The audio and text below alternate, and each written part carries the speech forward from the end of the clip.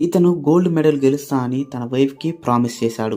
కానీ ఆ రోజు వచ్చేటప్పుడు మొదటిసారి లిఫ్ట్ చేయడంలో ఓడిపోయాడు. రెండోసారి ఎక్కువ బరువు ఉండటం వల్ల లిఫ్ట్ చేయడానికి ట్రై చేసి మళ్ళీ ఓడిపోయాడు.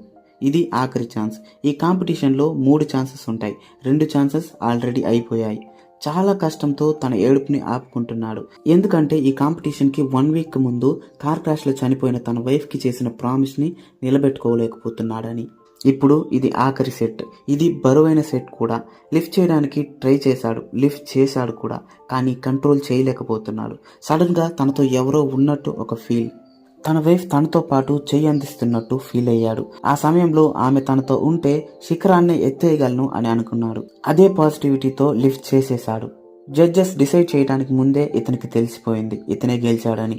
గోల్డ్ మెడల్ గెలిచి తన వైఫ్ ఫోటోని పక్కన పట్టుకుని మనం గెలిచాం అని అన్నాడు. What a golden moment.